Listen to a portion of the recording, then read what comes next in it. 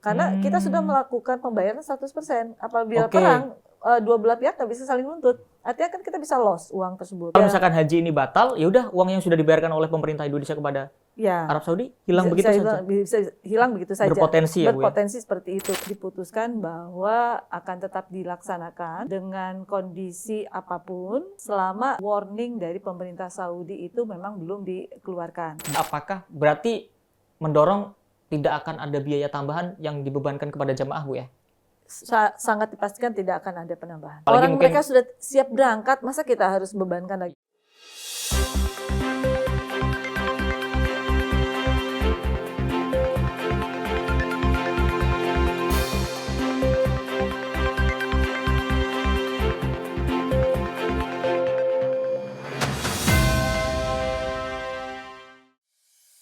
Pemirsa TVR Parlemen, pemberangkatan ibadah haji tahun 2026 terancam dibatalkan.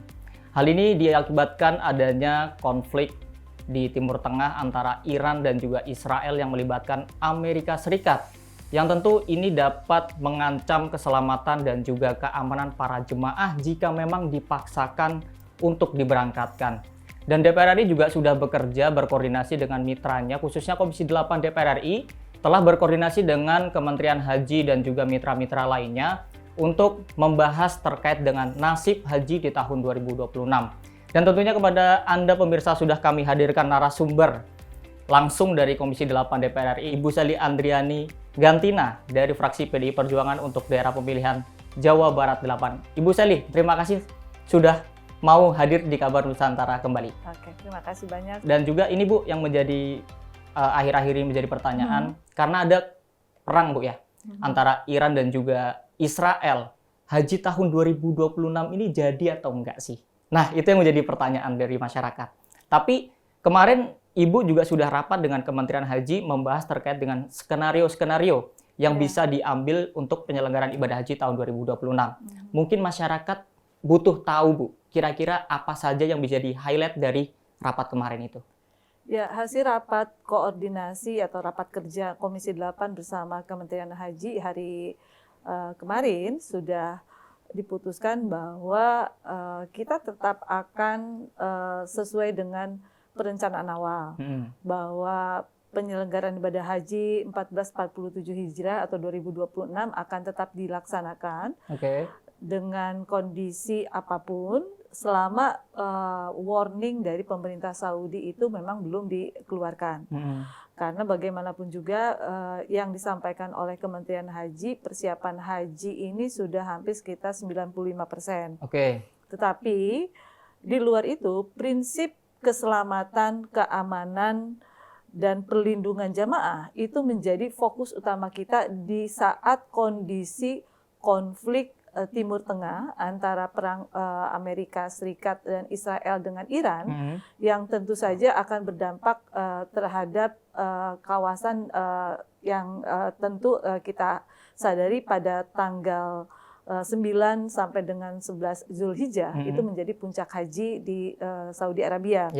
Nah, untuk mengantisipasi itu semua, maka kita meminta kepada pemerintah Indonesia bagaimana kita menerapkan skenario-skenario. Jangan sampai kita tetap memberangkatkan jamaah, tetapi kita tidak mempunyai konsep skenario untuk perlindungan dan keselamatan para jamaah.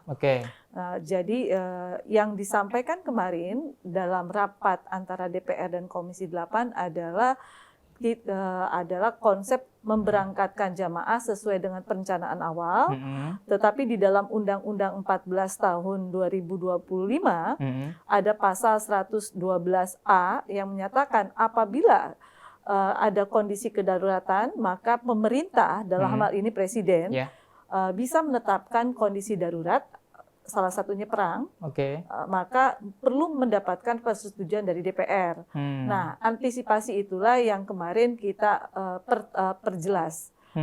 Kondisi darurat itu ada berapa skenario yang harus disiapkan oleh pemerintah. Muncul ada 3 kan Bu ya? Ya, akhirnya ada 3 skenario. Kira-kira pemirsa bisa mendapatkan apa saja Bu untuk skenario? Skenario pertama adalah kita tetap akan memberangkatkan dengan kondisi perencanaan normal.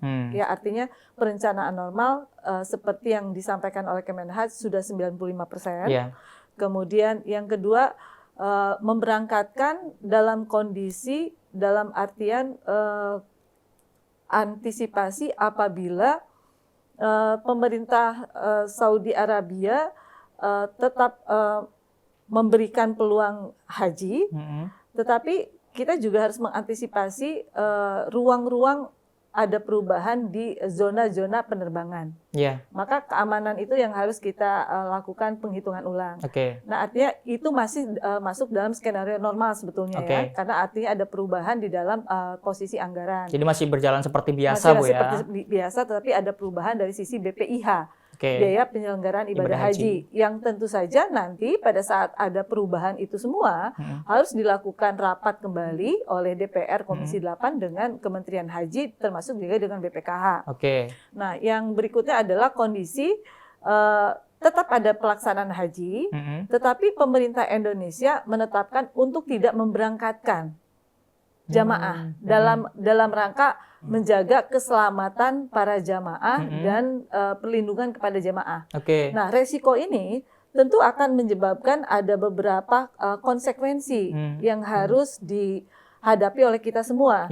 Karena artinya begini, Saudi Arabia tetap menyelenggarakan ibadah haji, tapi kita yang nggak memberatkan. Tetapi kita yang tidak memberangkatkan dalam rangka menjaga keselamatan jamaah kita. Karena beberapa tahun ke belakang kita pernah juga tuh tidak memberangkatkan jamaah haji dalam rangka menjaga keselamatan jamaah, gitu kan. Kemudian skenario ketiga adalah apabila pemerintah Saudi menutup pelaksanaan ibadah haji. Nah, kalau itu ditetapkan oleh pemerintah Saudi Arabia, artinya kita tidak dirugikan. Artinya yang memutuskan tidak ada pelaksanaan ibadah haji adalah dari pemerintah Arab Saudi. Seperti halnya waktu COVID-19 kan kita pernah tidak memberangkatkan jamaah dan otomatis itu juga harus disampaikan kepada jamaah. Nah, sampai detik hari ini kita juga sudah melakukan komunikasi intens antara Komisi 8 dengan Kemenhaj, kemudian Kemenhaj juga komunikasi terus dengan pemerintah Saudi Arabia, termasuk dengan Kementerian Hajinya, bahwa tidak ada tuh travel warning, kemudian tidak ada upaya untuk menutup pembatalan ibadah haji. Artinya pemerintah Saudi Arabia sampai saat ini sudah pasti akan tetap menyelenggarakan pelaksanaan ibadah haji. Jadi ada 3 skenario, Bu ya. Tapi bisa menjawab kekhawatiran masyarakat bahwa saat ini bahwa haji kemarin diputuskan tetap akan berjalan seperti biasa, Bu ya. Betul. Tapi yang menjadi tadi ada titik poin, Bu. Tetap berangkat, kemudian ada perubahan rute, Bu. Nah, perubahan rute. Nah, kira-kira otomatis itu kan dari segi waktu akan lebih lama. Kemudian dari segi biaya juga akan lebih besar dong. Sedangkan Iran dan Israel ini adalah ancaman utamanya adalah ancaman harga minyak dunia. Kalau konflik ini mempengaruhi aftur pesawatnya saja, itu sudah cukup signifikan menurut saya meningkatkan biaya dari perjalanan ibadah haji ini. Nah, menurut Ibu Sally seperti apa? Jadi perlu kita sampaikan kepada seluruh rakyat Indonesia, kepada para jamaah yang akan berangkat. Kalau kita tetap memberangkatkan jamaah hari ini, tetap DPR akan melakukan perubahan anggaran. Meskipun tidak ada konflik, dalam artian tidak ada konflik yang berkepanjangan, gitu kan? Kenapa? Karena harga minyak yang tadi disampaikan itu kan sudah ada perubahan. Pada saat APBN menetapkan harga minyak dunia itu 70 US dollar per barrel, maka kalau kita lihat hari ini tuh sudah di angka 87, meskipun di tanggal 9 Maret sempat di angka 120 US dollar per masih barrel. Fluktuatif ya, Bu, masih fluktuatif. Kita tidak tahu nanti menjelang pelaksanaan ibadah haji, mudah-mudahan eskalasinya makin menurun, gitu kan, tidak ada peperangan. Yang kita harap justru adanya upaya perdamaian dari seluruh dunia termasuk Amerika Serikat, Israel maupun Iran, bahwa yang akan melaksanakan ibadah haji itu bukan Indonesia saja, bukan Saudi aja, tetapi seluruh negara di dunia. Jadi ya berhenti aja dulu pas pelaksanaan ibadah haji gitu, jangan ada peperangan gitu kan. Ya, artinya kan kita memberikan kenyamanan dan kedamaian untuk pelaksanaan ibadah haji gitu kan. Nah, tapi kan kita tidak tahu kondisi itu bagaimana. Nah, seperti yang saya bilang di skenario pertama, tetap harus ada perubahan karena penetapan APBN di minyak dunia itu 70 US dollar per barrel. Maka otomatis akan ada perubahan aftur. Nah, saya sangat meyakini bahwa kita harus melakukan rapat antara Komisi 8 dengan Kemenhas dan BPKH selaku yang memiliki anggaran.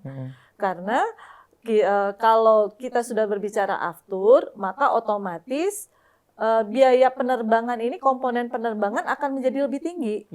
Nah, itu siapa yang menanggung? Pada saat kondisi normal saja. Nah, kalau di dalam undang-undang, biaya penerbangan itu menjadi haknya, kewajibannya BP, biaya perjalanan ibadah haji yang dibayar oleh jemaah. Dong, Bu. Sementara jemaah kan sudah melakukan pelunasan. Kan tidak mungkin kita bebankan lagi kepada jemaah. Kalau ada perubahan biaya untuk komponen penerbangan. Jadi mau tidak mau ini yang harus dilakukan rapat khusus antara DPR dengan Kemenhas maupun BPKH. Ya, kalau memang memungkinkan kita menggunakan nilai manfaat, kenapa tidak kita menggunakan nilai manfaat? Karena kalau menggunakan APBN kan tidak mungkin. Nah, yang kedua, kalau ternyata tadi dalam rangka penyelamatan, keselamatan, keamanan, dan pelindungan jamaah, kita cari deh rutenya yang paling aman. Gitu kan. Muter dulu melalui Afrika Timur. Otomatis kalau melalui Afrika Timur, pesawat apapun, baik itu Garuda Airlines maupun Saudi Arabia Airlines, mereka harus transit di salah satu kota di negara tertentu. Kalau zaman dulu itu pernah haji periode beberapa puluh tahun yang lalu ada yang namanya Haji Kolombo kan. Mereka transit dulu pesawat di Kolombo untuk mengisi aftur. Setelah itu baru berangkat lagi ke Saudi. Nah, yang sekarang polanya mungkin akan sama seperti itu. Jadi pesawat transit hanya untuk mengisi aftur. Nah, kalau kita berbicara itu, maka kan ada selisih jarak. Selisih jarak yang mungkin tadinya anggap saja 100 km gitu kan. Tahu-tahu kalau kita lewat Afrika Timur menjadi 200 km. Berarti kan ada selisih bertambah. 100 km. Nah, yang selisih 100 km inilah yang harus kita hitung nih. Dengan berapa kali pesawat yang harus kita antisipasi gitu kan. Nah, yang di luar itu kalau kita yang harus waspadai adalah antisipasi. Dalam kondisi normal, kita kan belum tahu eskalasi perang ini seperti apa. Nah, kemudian jalur udara yang kita harapkan ini kan aman. Kondisi delay. Maka peluang delay ini pasti akan lebih besar. Nah, kalau kondisinya delay, maka apa yang harus diantisipasi? Kondisi normal aja banyak yang delay, Bu. Kondisi normal saja banyak yang delay. Alfa tahu kan? Sampai jamaah terbengkalai. Apalagi dengan ada eskalasi perang seperti ini. Maka yang harus disiapkan oleh pemerintah kita adalah akomodasi. Padahal kita tahu blocking time. Madinah itu kan hanya untuk 9 hari. Kalau misalnya kepulangannya dari Madinah. Tapi pada saat kita sudah blocking time 9 hari, ternyata ada delay, maka mau bagaimana? Akomodasi hotelnya, logistiknya, makannya. Nah, itu juga harus diantisipasi. Nah, ini yang harus dihitung kembali. Baik, Bu Sally. Tentu ini biaya-biaya yang seperti ini yang perlu dihitung kembali dan menjadi tanggung jawab siapa, itu akan kita bahas di segmen selanjutnya. Pemirsa, jangan kemana-mana, tetaplah bersama Kabar Nusantara.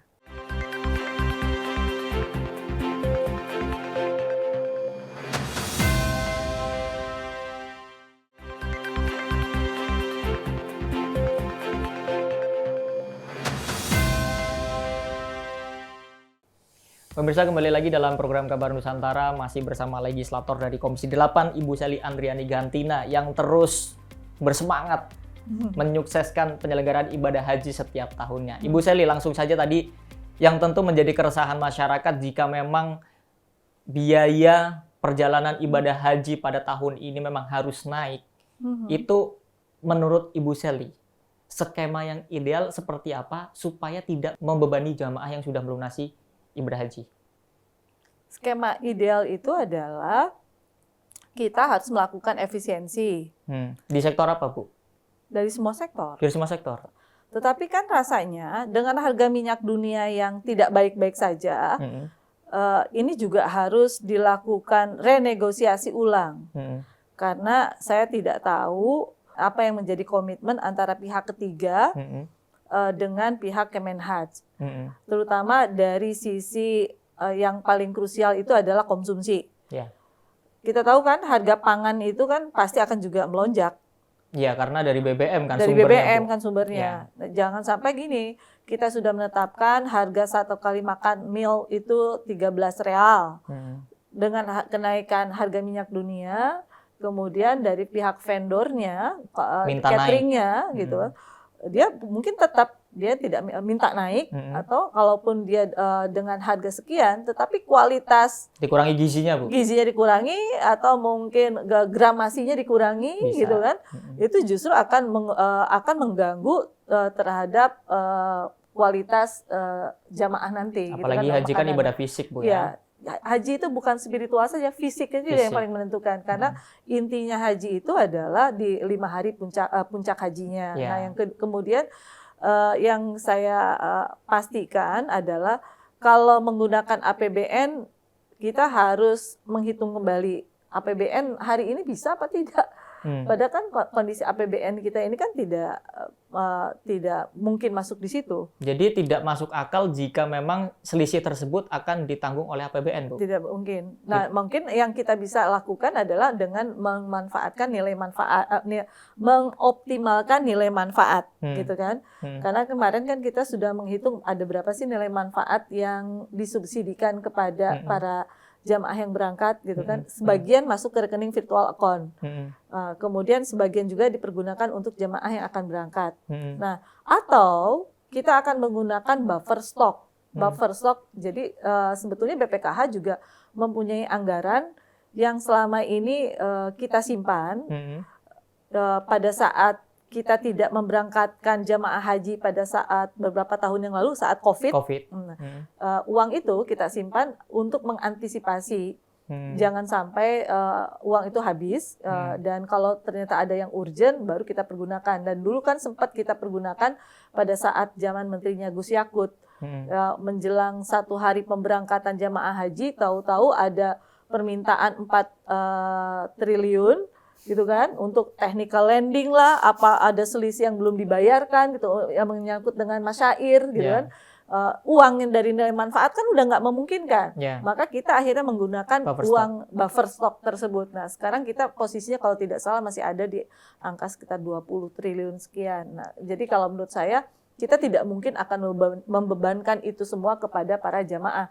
Nah yang paling terpenting adalah menyisir ulang kira-kira kebutuhan uang yang akan dipergunakan untuk penyelenggaraan ibadah haji itu berapa banyak selisih yang harus dikeluarkan.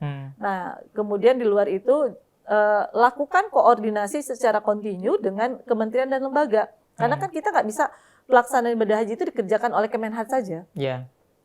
Yang namanya penerbangan itu kan mitra kita juga. Kementerian Perhubungan. Ada Kementerian Perhubungan, kemudian ada Kementerian Kesehatan, ada imigrasi, kemudian ada BUMN-nya juga di situ, Garuda. Masa sih mereka nggak bisa sharing di situ untuk mensubsidi sebagian pembiayaan gitu kan? Jangan sampai mereka mencari untung di pelaksanaan ibadah haji. Baik, gitu. Tapi dari Bu Sally sendiri, apakah berarti mendorong tidak akan ada biaya tambahan yang dibebankan kepada jamaah, Bu ya? Sangat dipastikan tidak akan ada penambahan. Dipastikan tidak akan ada ya? Karena kasihan juga Bu kalau misalkan nanti apalagi orang mereka sudah siap berangkat, masa kita harus bebankan lagi? Iya, dan tidak semua calon jemaah haji ini kan juga dari kalangan yang mampu, yang tiba-tiba ada tambahan biaya berapa yang bisa langsung membayarkan seperti itu Bu. Dan juga Bu Sally yang menjadi pertanyaan juga dari masyarakat juga, bagaimana langkah atau skenario jika sudah terlanjur diberangkatkan Ibu? Tapi di situ ada kondisi dengan yang tidak kita harapkan Bu ya, ada kondisi yang memang terburuk seperti itu. Itu bagaimana? Apakah sudah disiapkan skenarionya Bu? Ya, saya mengapresiasi kemarin yang disampaikan oleh Kemenhaj. Tetapi ada skenario yang menurut saya belum sampai detail mereka sampaikan kepada kami. Misalnya kedaruratan untuk evakuasi, misalnya bagaimana kalau sampai nanti seperti yang disampaikan oleh Mas Alfat, ada eskalasi puncak perang gitu kan sampai masuk ke Saudi Arabia, tetapi kita yakinkanlah kepada jemaah supaya mereka juga tenang. Insya Allah tanah haram ini kan pasti dilindungi Allah Subhanahu Wa Taala, jangan sampai juga terlewati untuk konstelasi perang gitu kan. Tetapi kan segala kemungkinan terburuk harus kita antisipasi, skenario itu kan harus kita persiapkan. Maka mereka sudah sampaikan kepada kami, mereka sudah berkoordinasi kontingensi dengan beberapa kementerian lembaga, misalnya Kementerian Kemenhan, Kementerian Kemenlu, gitu kan, dalam rangka mengadvokasi beberapa jamaah di beberapa penyisiran. Misalnya, nah itu juga yang menurut kami paling terpenting adalah siapa bertugas apa. Dan yang paling terpenting juga jangan sampai kita miskomunikasi. Jadi informasi pelaksanaan haji itu harus selalu disampaikan secara kontinu kepada masyarakat seluruh Indonesia agar warga Indonesia yang keluarganya sedang beribadah pun diberikan ketenangan kayak begitu. Oke Bu, terkait dengan tadi Bu juga ternyata arahnya tetap Haji tahun 2026 ini supaya tetap berjalan sesuai dengan rencana meskipun ada beberapa penyesuaian skema. Tapi tadi Bu mengatakan di awal bahwa keamanan jamaah adalah menjadi yang suatu prioritas walaupun tetap berjalan. Kira-kira menurut Bu Sally atau dari pemerintah sudah pernah mengatakan seperti apa bahwa pemerintah menjamin keamanan para jemaah jika memang ini tetap dijalankan? Ya. Hari kemarin kami juga menyampaikan itu. Apa sih jaminannya gitu kan kalau kita tetap memberangkatkan para jamaah. Terus mereka yakinkan bahwa skenario dari persiapan haji dari mulai dari pra pemberangkatan, kemudian pemberangkatan, pelaksanaan sampai dengan kepulangan mereka sudah siapkan secara matang. Tetapi bukan itu saja yang harus kita antisipasi, bahwa kondisi yang harus diyakini ini adalah bagaimana jaminan keselamatan itu pada saat mereka ada di sana. Harus ada sosialisasi. Dari awal kepada para jamaah supaya mereka tidak terkaget-kaget. Misalnya ada hotline atau nomor-nomor tertentu yang menginformasikan kalau terjadi sesuatu mereka harusnya mendengarkan dari siapa.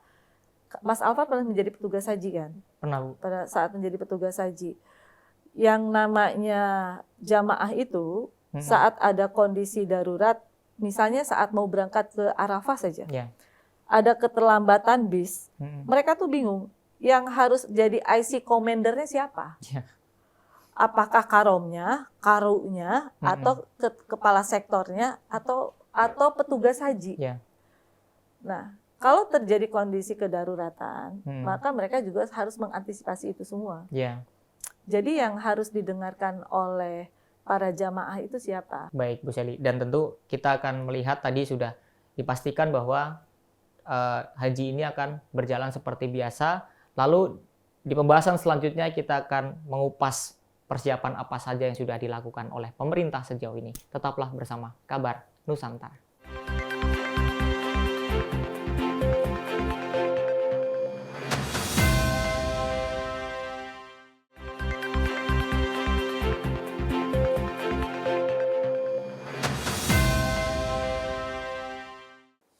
Pemirsa, kembali lagi dalam program Kabar Nusantara. Bu Sally, langsung saja Bu Sally. Kita berbicara sebelum persiapan ibadah haji yang sudah dilakukan oleh pemerintah. Tapi tiba-tiba saya berpikir jika ada skenario terburuk atau misalkan tiba-tiba saat menjelang penyelenggaraan ibadah haji, situasi makin memanas dan juga akhirnya pemerintah Arab Saudi menutup, atau misalkan memang dari pemerintah Indonesia yang tidak berani memberangkatkan jemaahnya, kira-kira konsekuensinya apa, Bu Shelly? Pertama, konsekuensi yang harus diantisipasi itu adalah konsekuensi untuk penyelamatan jamaah. Karena artinya masa antrian jamaah akan lebih panjang lagi. Ya. Yang harusnya mereka berangkat di tahun sekarang, mereka menjadi mundur 1 tahun, gitu kan. Yang kedua, harus diantisipasi juga adalah dari sisi anggaran. Anggaran yang sudah kita keluarkan untuk pemerintah yang sudah kita bayarkan di Saudi Arabia, karena force majeure kan. Di dalam kontrak yang kita kerjakan dengan pemerintah dengan pihak ketiga itu, apakah ada pasal yang menentukan apabila kondisi force majeure kedua belah pihak tidak boleh saling menuntut, gitu kan? Karena setahu saya kemarin itu sempat kita bahas, tidak ada pasal tersebut. Nah, itu akan merugikan kita nih. Karena kita sudah melakukan pembayaran 100%. Apabila perang, dua belah pihak nggak bisa saling nuntut. Artinya kan kita bisa loss uang tersebut. Berarti hilang begitu aja, Bu? Ternyata hilang begitu saja. Kalau misalkan haji ini batal, ya udah uang yang sudah dibayarkan oleh pemerintah Indonesia kepada Arab Saudi hilang begitu saja. Bisa hilang begitu saja. Berpotensi ya, Bu? Berpotensi seperti itu. Kalau terjadi perang, gitu kan. Nah, tentu yang kita sarankan kepada pemerintah Indonesia harus ada lobby-lobby tingkat tinggi, yaitu antara presiden dengan Raja Saudi atau dengan pangeran di Saudi Arabia.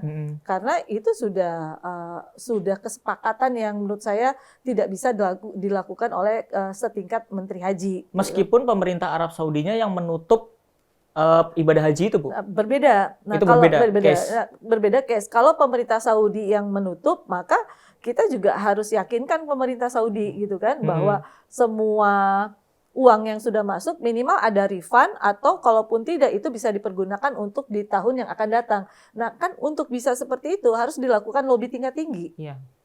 Betul kan? Karena di kontrak awal tidak ada pasal yang menyatakan tentang kondisi force majeure. Nah, yang berikutnya lagi, di luar yang tadi saya sampaikan mengenai antrian yang panjang, harus diantisipasi apabila ada jamaah yang ya karena kondisi yang tidak memungkinkan, saya uang pelunasan, uang BP-nya atau uang BPIH-nya akan saya ambil deh, saya tarik. Nah, itu juga harus diantisipasi oleh BPKH maupun oleh Kemenhaj. Karena kondisi ekonomi kita hari ini tidak baik-baik saja. Yang mereka berpikir, oh, saya masih punya tabungan nih. Iya, saya punya tabungan haji, saya gagal deh, nggak berangkat. Saya ambil di uangnya. Nah, itu juga harus diantisipasi. Pada saat ada jamaah yang akan mengambil kembali uang BPIH-nya atau uang BP-nya, maka pada saat ada pengambilan uang BP dan BPIH, otomatis akan ada perubahan lagi terhadap masa antrian yang di bawahnya, susunan yang di bawahnya. Nah, ini juga harus diantisipasi oleh pemerintah Indonesia. Nah, saya yakinkan kepada Kementerian Haji, semua skenario ini bukan hanya berlaku untuk jamaah haji reguler, tetapi harus juga menyisir kepada jamaah haji khusus. Kalau kemarin itu seolah-olah kita hanya fokus kepada haji reguler saja, padahal haji khusus adalah bagian dari kuota yang diberikan pemerintah Saudi kepada Indonesia.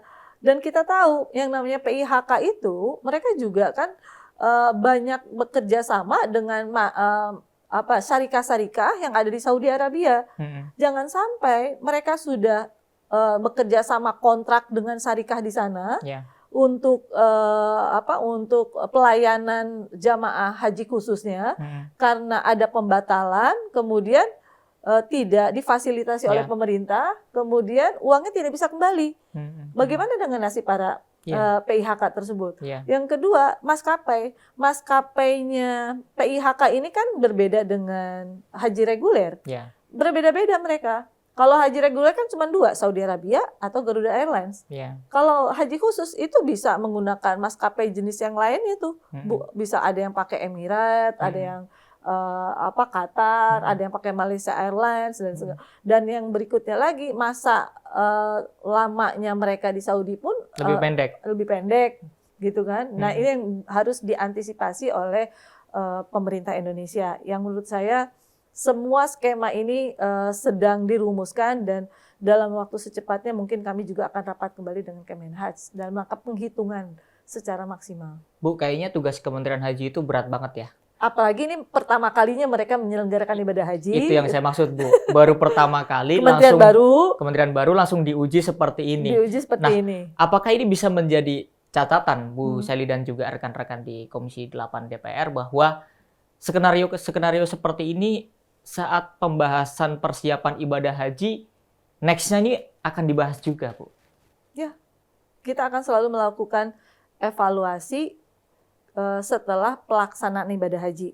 Kemudian yang rutin dilakukan oleh Komisi 8 itu adalah rapat-rapat persiapan, kemudian rapat-rapat saat penyelenggaraan, kemudian rapat-rapat evaluasi.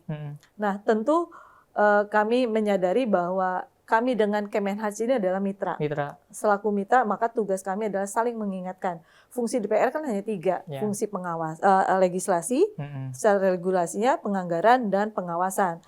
Supaya pelaksanaan ibadah haji yang kurang itu bisa menjadi lebih baik.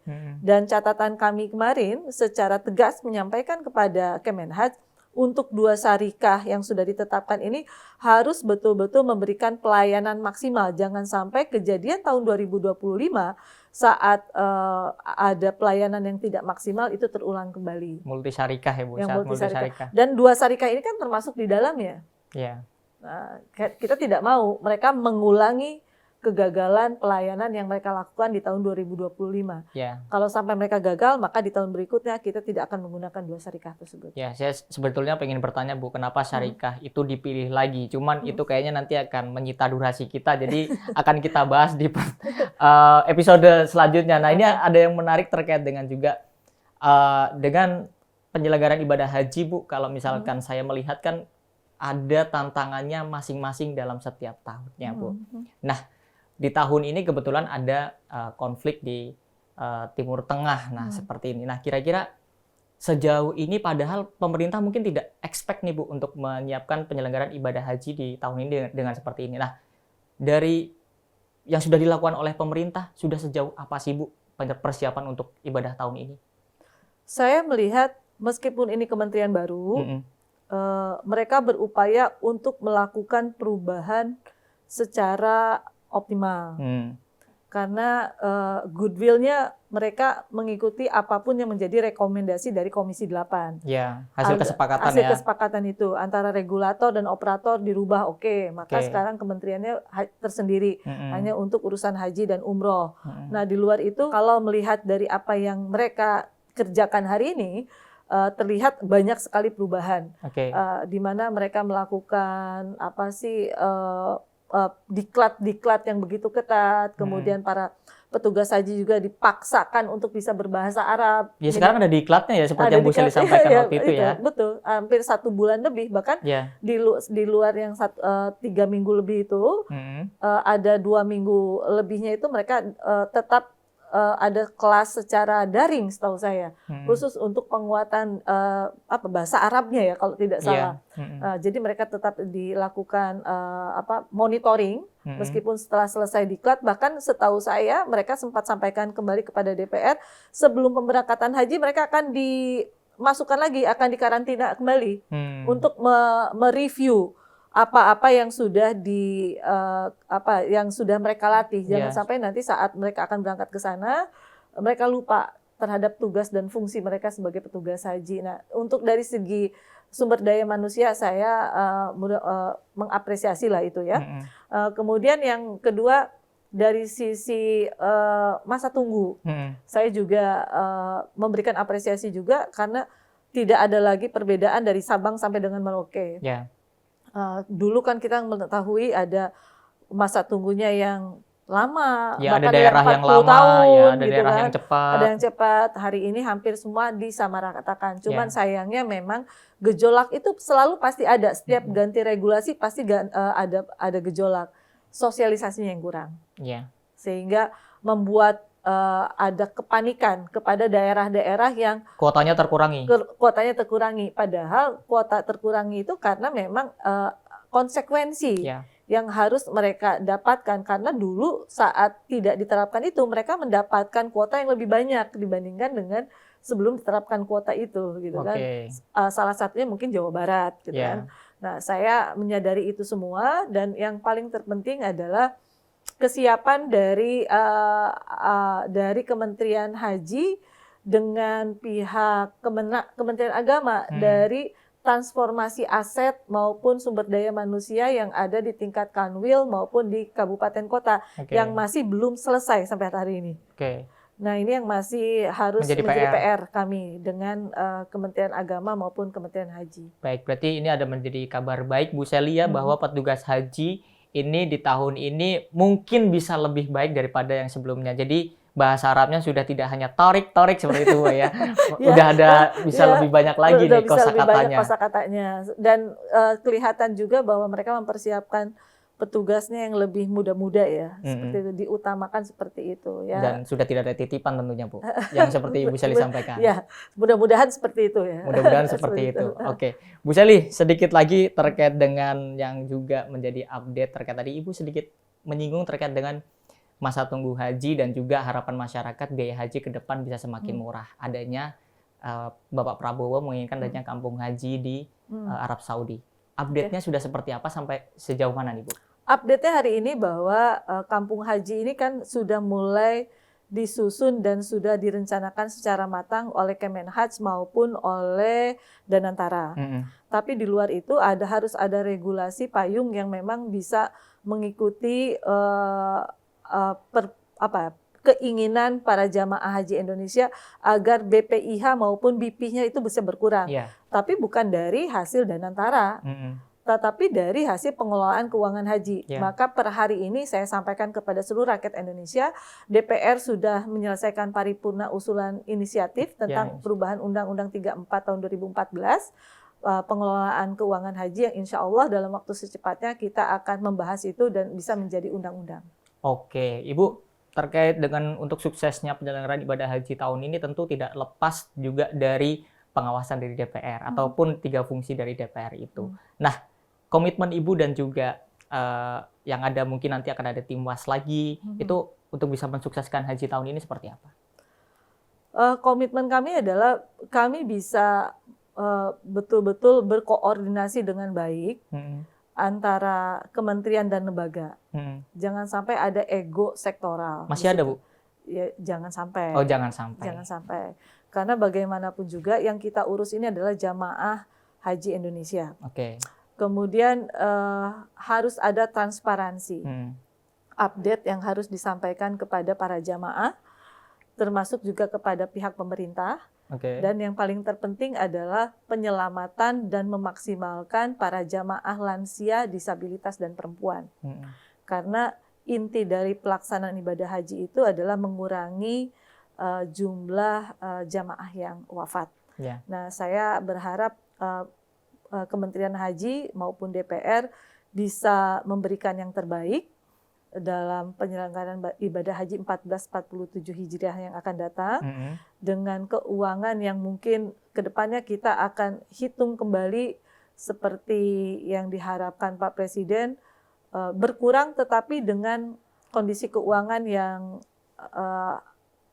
yang harus realistis juga gitu kan. Tapi tidak mengurangi kualitas pelayanan. Ya, tidak mengurangi kualitas pelayanan kepada para jamaah karena kualitas pelayanan jamaah itu yang paling utama. Ibu, terakhir Bu, mungkin ada yang bisa disampaikan dari Bu Sely untuk kepada masyarakat ataupun pemirsa, bagaimana kepada calon jemaah ini bisa kuat dalam menghadapi ibadah haji tahun ini, khususnya ada tantangan baru yaitu ada konflik di Timur Tengah. Ya. Saya berharap para jamaah tetap mempersiapkan fisik secara maksimal, kemudian tidak